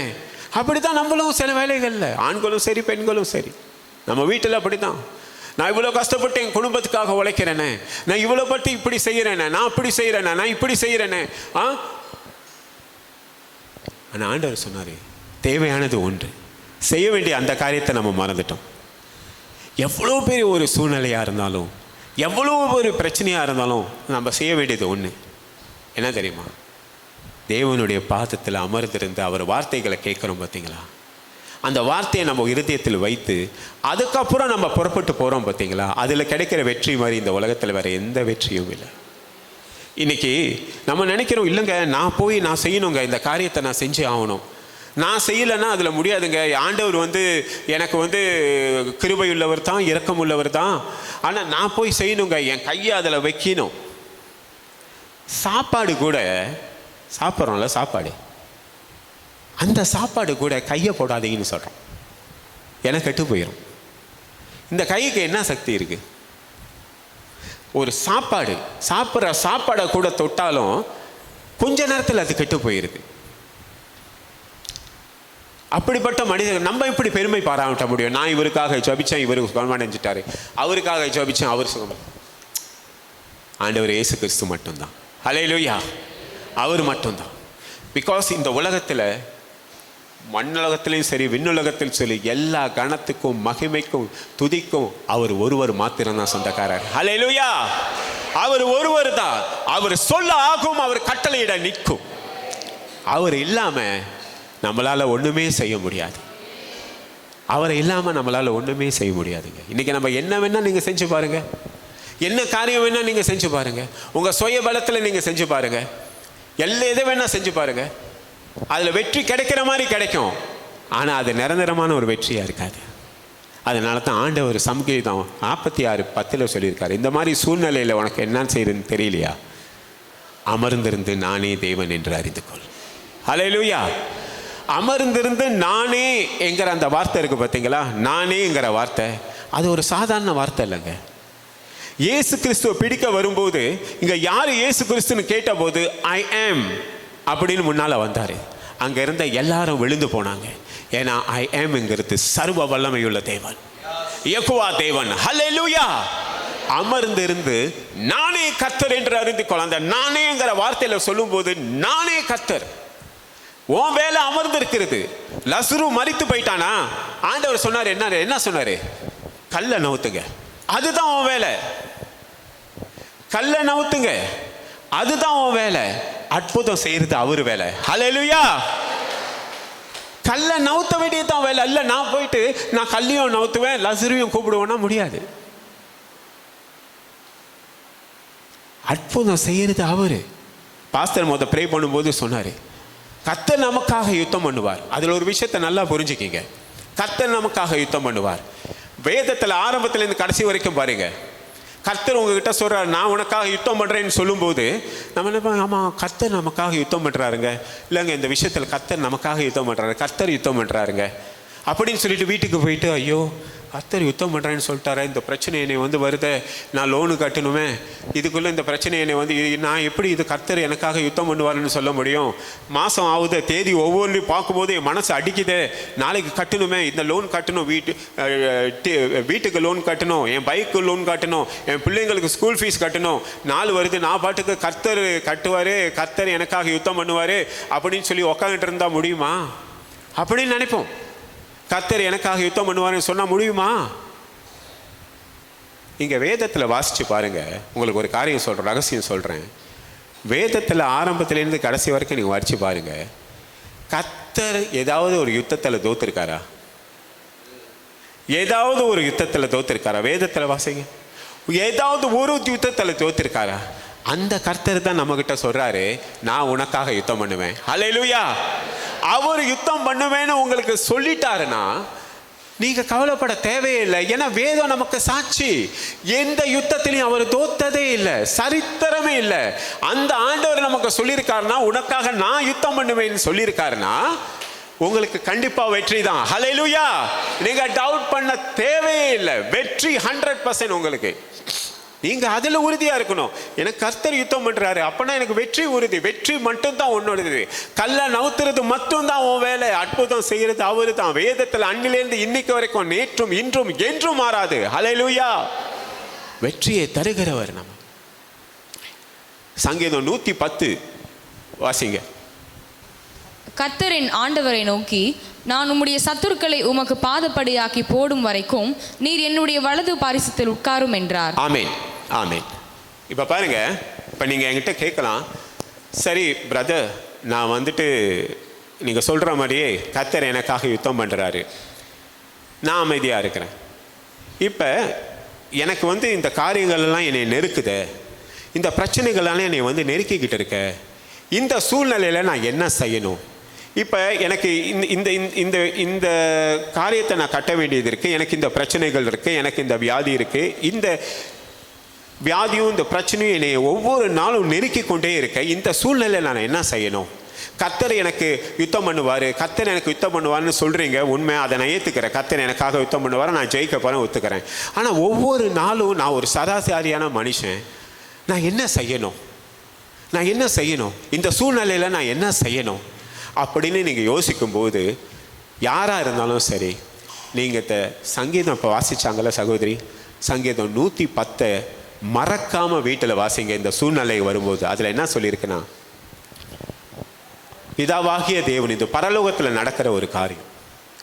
திருப்பி வாசிமா அதை. கர்த்தரின் ஆண்டவரை நோக்கி, நான் உம்முடைய சத்துருக்களை உமக்கு பாதப்படியாக்கி போடும் வரைக்கும் நீர் என்னுடைய வலது பாரிசத்தில் உட்காரும் என்றார். ஆமென்.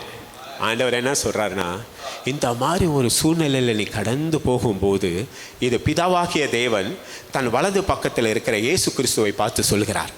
இங்கிலீஷில் லார்ட்னு இருக்கும், பெரிய எல் சின்ன எல், லார்ட்னு இருக்கும். பிதாவாகிய தேவன் இயேசு கிறிஸ்துவை பார்த்து, ஏன் இயேசு கிறிஸ்துவை பார்த்து சொல்லணும்னா, அதை நமக்கு சொல்கிறாரு. ஏன்னா இயேசு கிறிஸ்து இருக்கிற வண்ணமாகவே நாமும் இந்த பூமியில் இருக்கிறோம். ஹல்லேலூயா. அவருடைய சாயலாக நம்ம இருக்கிறோம். நம்ம ஜீவன் கிறிஸ்துவுடைய தேவனோடு மறைந்திருக்கிறது. என் தேவனாகிய கிறிஸ்து வெளிப்படும் போது நானும் அவரோடு மகிமையில வெளிப்படுவோம். இன்னைக்கு நம்மளையும் இயேசுவையும் கர்த்தர் ஒன்றாக பார்க்கிறார். நாம் அவருக்குள்ள இருக்கிறோம். திராட்சை செடி, அவர் மெய்யான திராட்சை செடி, நம்ம அவரோட கொடிகள்.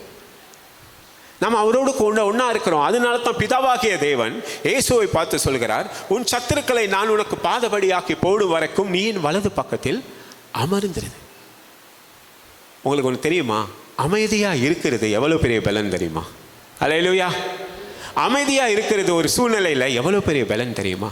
சில பேர் அமைதியாக இருக்கும்போது நம்ம என்ன தெரியுமா நினைப்போம், நீங்கள் அமைதியாகவே இருங்க, அவங்கெல்லாம் முன்னேறி போய்கிட்டே இருக்காங்க, நீங்கள் அமைதியாகவே உட்காந்துருங்க அப்படியே சொல்லி, நீங்கள் வந்து மனுஷன் சொன்னபடி செய்யலை, வேதம் சொல்கிறபடி செய்கிறீங்க. ஹல்லேலூயா. இந்த வேதத்தின்படி ஆண்டவர் சொன்ன வார்த்தையை கேட்டு நீங்கள் செய்யும்போது அந்த காரியத்தில் நிச்சயமாக நீங்கள் தோல்வி அடைய போவதே இல்லை. இயேசு கிறிஸ்துவின் இடத்துல பிதாவாகிய தேவன் சொல்கிறாரு, நான் உன் சத்துருக்களை உன் பாதப்படி ஆக்கி போடும் வரைக்கும் நீ வலது பக்கத்தில் அமர்ந்துரு. இந்த சத்துருக்கள் எல்லாமே அதுக்கு இருக்கிற, இப்போ நீங்கள் சொல்கிறீங்களே இந்த பிரச்சனைகள், அதுக்கு பேர் என்ன தெரியுமா? எந்த சூழ்நிலைகள், எந்த பண தேவைகள், எந்த பிரச்சனைகளாக இருந்தாலும் அதுக்கு பேர் என்ன தெரியுமா? ஒரே பேர் தான், உன் சத்துருக்கள். உனக்கு எதிராக வருகிற எல்லாமே உன் சத்துருக்கள் தான். ஆனால் அதுக்கு அதுக்கு முடிவு எங்கே இருக்குன்னு ஆண்டவர் சொல்கிறாரு. அதில் முடிவு எங்கே இருக்கான்? பாதத்தின் கீழே இருக்கான். அது உங்களை மேற்கொள்ளவே முடியாது. ஹல்லேலூயா. அது பாதத்தின் கீழே இருக்கான். ஆனால் நீ செய்ய வேண்டிய காரியம் என்ன தெரியுமா? நான் அதை எடுத்து உன் பாதத்தின் கீழே போடுற வரைக்கும் நீ கொஞ்ச நேரத்துக்கு அமைதியாயிரு. நான் உனக்கு வெற்றியை தந்துடுவேன். இந்த சூழ்நிலை எல்லாமே எதுவாக இருந்தாலும் அதோட முடிவு என்ன தெரியுமா? அவர் பாதத்துக்கு கீழே தான். அது எவ்வளவு பெரிய பிரச்சனையா இருந்தாலும் அதோட முடிவு என்ன தெரியுமா? உங்க பாதத்தின் கீழே அது இருக்கும். ஏன்னா அவர் இருக்கிற வண்ணமாகவே நாமும் இந்த பூமியில் இருக்கிறோம். ஹல்லேலூயா. அதனால எந்த சூழ்நிலைகள், எந்த பிரச்சனைகள் இருந்தாலும் சங்கீதம் 110 எடுத்து பாருங்க. ஐயோ, இதை என்னை மேற்கொண்டுருமோ, இது என்னை ஜெயிச்சிருமோ, இது என் குடும்பத்தை ஜெயிச்சிருமோ, இல்லை இந்த சூழ்நிலையை ஜெயிச்சிருமோ, இந்த பிரச்சனையை இது என்னை மேற்கொண்டுருமோ? இல்லை, அதோட முடிவு பாதத்தின் கீழே தான். அது எவ்வளவு பெரிய பிரச்சனையா இருந்தாலும் அதோடைய டெஸ்டினேஷன் பாதத்தின் கீழே தான். அதை உங்களை ஒருபோதும் மேற்கொள்ளவே முடியாது. ஹல்லேலூயா. ஏன்னா இதெல்லாம் ஃப்ரீயா ஆண்டவர் உட்கார்ந்து இருக்கிறதுனால எழுதி வச்சது இல்லை. இதில் இருக்கிறது ஒவ்வொரு வார்த்தையும் உண்மையும் சத்தியமும் மாறவே மாறாது. வானமும் பூமியும் ஒழிந்து போகலாம், அவர் வார்த்தை ஒரு நாள் ஒழிந்து போகாது. ஹல்லேலூயா. இதன் படியே நடக்கும். இல்லாட்டி சும்மா வார்த்தைக்காக எழுதி வைக்கல. நீங்களாம் படிக்கிறதுக்காக ஃப்ரீயா இருக்கும்போது உட்காந்து இதெல்லாம் ஒவ்வொன்றுக்கும் ஜீவன் இருக்கு. இந்த வார்த்தைக்கு, இந்த வார்த்தை ஜீவனுள்ள வார்த்தை. அந்த ஜீவனுள்ள வார்த்தையை சொல்லத்தான் ஆண்டவர் அங்க கொண்டு வந்திருக்கிறாரு. ஹல்லேலூயா. முதலாவது உங்க மனசுல ஒரு காரியத்தை நல்லா விதைச்சிக்கிங்க. கர்த்தர் என் மீது கோபமா இல்லை, என் மீது கோபமா இல்லை, என்னை கழிந்து கொள்கிறவரும் இல்லை, என் பலவீனங்கள் எல்லாவற்றையும் அவர் அறிந்திருக்கிறார். அதனால தான் ஆண்டவர் சொன்னார், பலவீனன். இப்போ நீங்கள் சொன்னீங்களா, என்னால் முடியாதுங்க. பலவீனன் தன்னை பலவான்னு சொல்லுவானா? ஹல்லேலூயா. அது எப்போ தெரியுமா? நம்மளுக்கு ஆண்டவரை பற்றி ஒரு நல்ல எண்ணம் இருக்கும்போது தான். ஆண்டவரை பற்றி ஒரு நல்ல எண்ணம் என்ன தெரியுமா? தேவன் என்னை கடிந்து கொள்கிறவர் அல்ல, தேவன் என்னை நேசிக்கிறவர். எனக்கு பலவீனங்கள் இருந்தாலும் என் பலவீனத்தில் அவர் பலவீனம் பரிபூர்ணம், அவருடைய பலன் பரிபூர்ணமாக்கப்படும். என்னை அவரை கைவிட மாட்டாரு, என்னை விட்டு விலக மாட்டாரு. எந்த சூழ்நிலையிலையும் மனிதர்களை நம்மளை பாதியிலே விட்டுட்டு உங்களுக்கு உதவி செய்யறேன்னு ஓடுறாங்கல்ல, அந்த மாதிரி இல்லை. சொந்தக்காரர்கள் விட்டுறலாம், கூட பிறந்தவங்க விட்டுறலாம், பெற்ற பிள்ளைகள் மறந்துடலாம். யாரா இருந்தாலும் ஆண்டவர் சொல்லியிருக்காரு, உன் முதிர் வயதிலும் உன்னை நான் கைவிடாதிருப்பேன், இனிமேலும் உன்னை ஏந்துவேன், சுமப்பேன், தப்பு வைப்பேன். ஆண்டவர் வாக்கு கொடுத்திருக்கிறாரு. எல்லாத்துக்கும் இங்கே ஆண்டவருடைய வாக்கு தத்துவம் இருக்கு. நம்ம செய்ய வேண்டிய ஒரே ஒரு காரியம், ஆண்டவரை பற்றி நம்மளுடைய சிந்தனை எப்படி இருக்கு. நம்ம நினைக்கிறோம் ஆண்டவர் நன்மை செஞ்சா நன்மை, தீமை செஞ்சா தீமை இல்லை. அப்படி பார்க்க போனால் ஆண்டவர் இந்த பூமியில் பாவிகளுக்காக வரவே செய்ய தேவையில்லை. நன்மை செஞ்சா நன்மை கொடுப்பாரு, தீமை செஞ்சா தீமை கொடுப்பாரு. இல்லை, ஆண்டவர் வந்தது பாவிகளுக்காக தான். The sick needs the doctor. பிணியாளுக்கு தான் வைத்தியம் தேவை. ஹல்லேலூயா.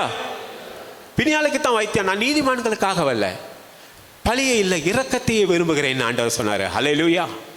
அப்படிப்பட்ட ஆண்டவரை நம்ம சேவிக்கிறோன்னு முதலாவது தெரிஞ்சுக்கணும். இல்லாட்டி நம்ம உள்ளத்தில் ஒரு குழப்பம் இருக்கும். இவர் நல்லவரா, இவர் ஆண்டவர் நம்மளை தண்டிச்சிருவாரா, இல்லை நம்மளை ஆசீர்வதிப்பாரா, இல்லை என்னுடைய சுய நீதினால் நான் போய் காரியங்களை செய்யும்போது ஆண்டவர் இந்த காரியங்களை எனக்கு வாய்க்க செய்வாரா அப்படின்னு நீங்கள் என்ன தெரியுமா? ஆண்டவருக்கு வெறுக்கிற ஒரு காரியம் என்ன தெரியுமா? மனுஷங்கிட்ட வெறுக்கிற ஒரு காரியம் என்ன தெரியுமா? நம்மளுடைய சுய நீதி. அதெல்லாம் வெறும் அழுக்கு கந்தைகள். சுய நீதினா என்ன தெரியுமா? நான் கரெக்டாக இருப்பேன், நான் இப்படி செய்வேன், நான் அப்படி செய்வேன், நான் ஆண்டவருக்காக இப்படி செய்வேன், இதெல்லாம் செஞ்சால் அதனால நான் நீதிமான். நான் தெரிஞ்ச ஒரு சபை இருந்தது. அந்த சபையில் நான் போகும்போது ஒரு 2 பேரை பார்த்தேன், ரெண்டு நம்பரை பார்த்தேன். ஒருத்தவங்க சபையில் கீபோர்டு வாசிக்கிறவங்க, ஆராதனை பண்ணுறவங்க, அவங்க ரொம்ப வயிறு மூதி இருந்தவங்க, எல்லாருக்கும் ப்ரேயர் பண்ணுவாங்க, எல்லாமே செய்வாங்க.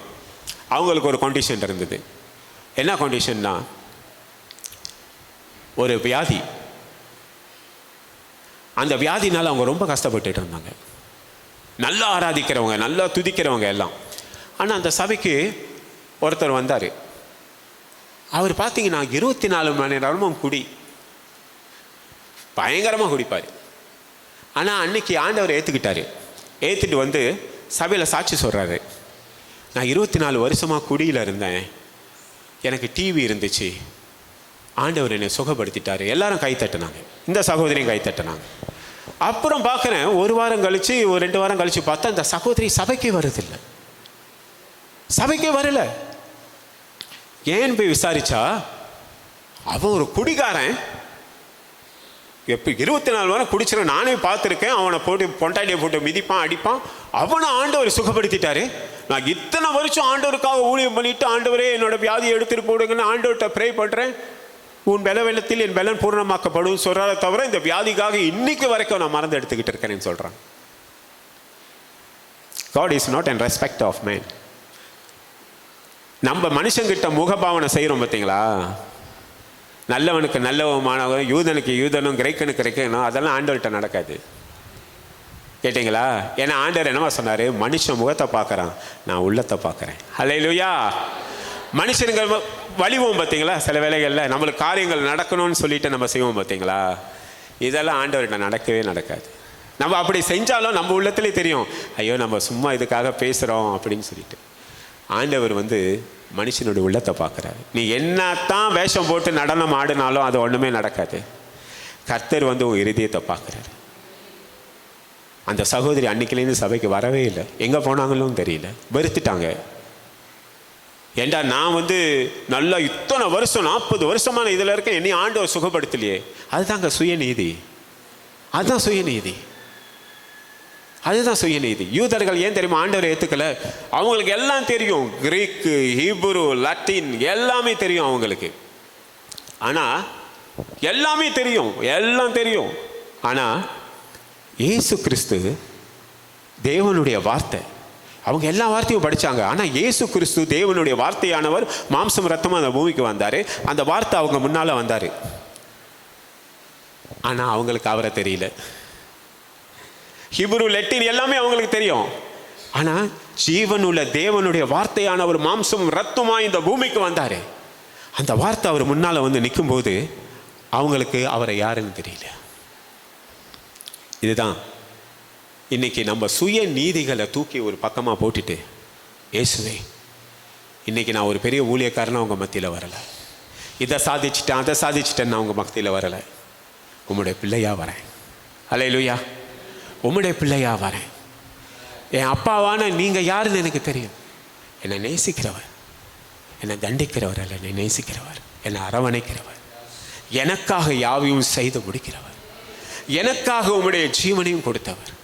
ஏன்னா இஸ்ரவேல் ஜனங்கள் பாருங்க, எகிப்திலேருந்து வந்தாங்க. வந்தபோது எவ்வளோ வெள்ளி பொண்ணோட வந்தாங்க பார்த்தீங்களா, வெள்ளி பொண்ணு எல்லாம் எவ்வளோ கோல்ஸ் வந்தாங்க. ஆனால் வனாந்தரத்தில் அந்த வெள்ளி பொண்ணை வச்சு ஒன்றுமே வாங்க முடியல, ஒன்றத்தையும் வாங்க முடியல. ஏதாவது வாங்க முடிஞ்சுதா? காசு கொடுத்து இங்கெல்லாம் ஸ்லைஸ்லாம் வாங்கி குடிக்கிறாங்களா, அந்த மாதிரி குடிக்க முடிஞ்சுதா? ஒன்றுமே முடியல. அதெல்லாம் அவங்கக்கிட்ட இருந்தோம். ஆண்டவர் என்ன நம்ம படித்து கொடுத்தாரு, உனக்கு எவ்வளோ ஆசீர்வாதம் இருந்தாலும் நீ என்னை நம்பி தான் வாழணும். ஹல்லேலூயா. என்னை நம்பி தான் வாழணும். நீ எவ்வளையோ கோல், எவ்வளையோ சில்வர் கொள்ளையடித்தார்கள் எழுதப்பட்டிருக்கு. இதை நான் கனெக்ட் பண்ணி பார்த்தேன். எவ்வளையோ கோடி. ஒரு வீட்டுக்கு ஒரு 20 பவுன் வச்சுக்கோங்களேன், எத்தனை பேர் இருந்தாங்க? 3 லட்சம் பேருக்கு மேலே 6 லட்சம் பேர் இருந்தாங்க. எவ்வளவு? ஆனால் அது இருந்தும் வாய்க்கு ருசியாக எதுவுமே சாப்பிட முடியல. எனக்கு தெரிஞ்ச ஒருத்தர் சொன்னார், நான் இருக்கேன், எவ்வளோ பணக்காரனாக இருக்கேன், நான் விரும்பினதை எதுவுமே என்னால் சாப்பிட முடியல. எவ்வளையோ காசு வச்சுருந்தாங்க, பணம். ஆனால் அவங்களால மன்னாவை தவிர வேறு ஒன்றும் சாப்பிட முடியல. கோழி வேணுமா, காடை வேணுமா, அதுவும் ஆண்டவரை தான் டிபெண்ட் பண்ணும். அல்லேலூயா.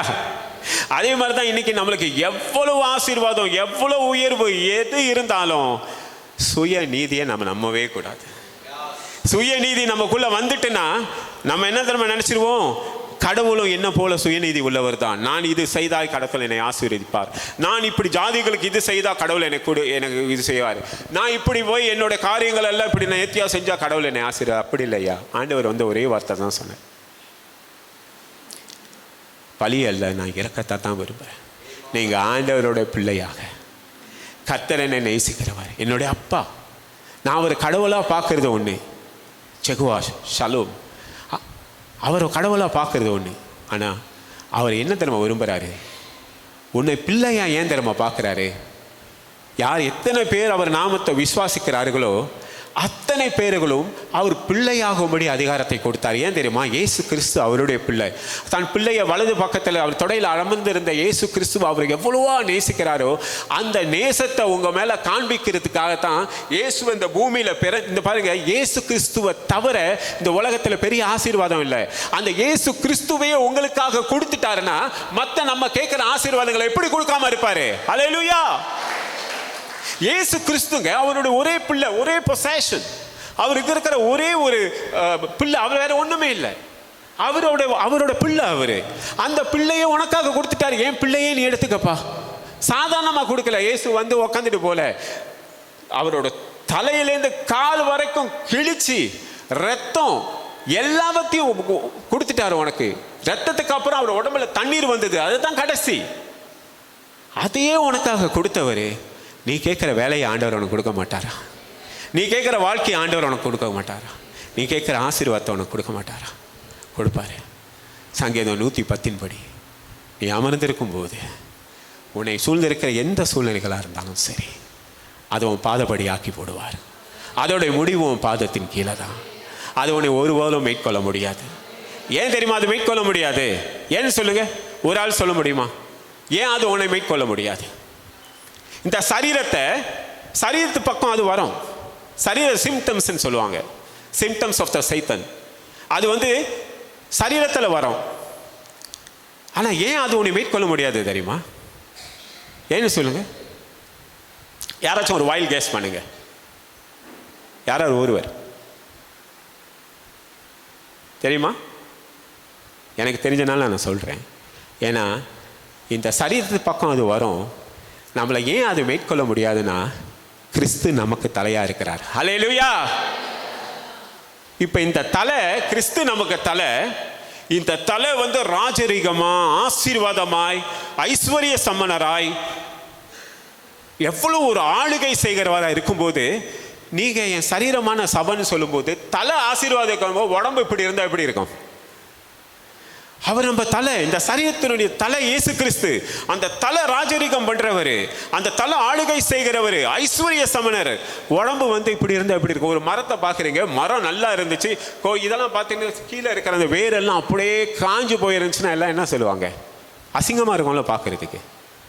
இன்னைக்கு நம்ம கிறிஸ்து தலையா இருக்கிறாருன்னா அவர் இருக்கிற வண்ணமாகவே நாமளும் இந்த பூமியில் இருக்கணும். ஹல்லேலூயா. அவர் பிதாவின் தான் கிறிஸ்து வலது பக்கத்துள்ள மேலானவைகளை தேடுங்கன்னு வேதம் சொல்லுது. அவர் ஆசீர்வாதம் உங்களுக்காக, நமக்காக அவர் சிலுவையில் தரித்திரரானாரு. இன்னைக்கு நான் ஐஸ்வர்யன் ஆகணும்னு சொல்லிட்டேன். ஒருத்தன் மரிக்கும் போது, பிறக்கும் போதும் ஒன்றும் இல்லாமல் பிறக்கிறான்.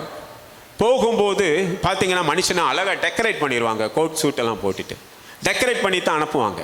ஆனால் இயேசு ஒருத்தன் பிறந்த போதும் ஒன்றும் இல்லை, போகும்போதும் ஒன்றும் இல்லை. ஹல்லேலூயா. ஏன்னா நீ ஆரம்பத்தில் பிறக்கும் போதும், நீ கடைசியில் ஆண்டவர்கிட்ட வரும்போது கூட நீ என்னைக்குமே ஆசீர்வாதமாக இருக்கணும்னு சொல்லித்தான் அவர் அப்படி செய்தார். ஹல்லேலூயா.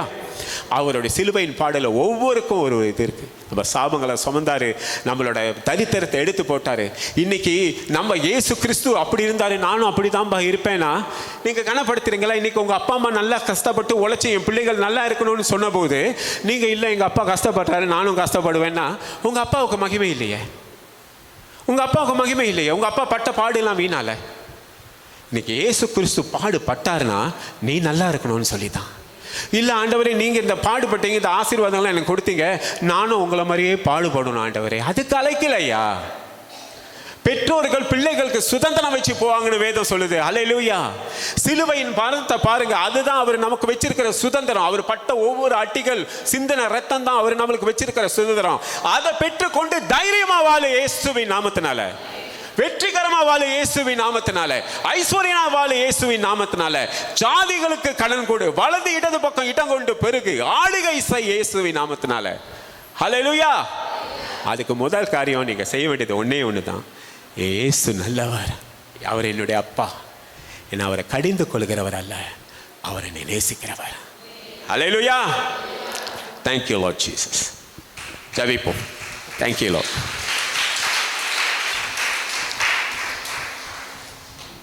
தகப்பனே, இந்த அருமையான வேலைக்காக உமக்கு நன்றி சுவாமி.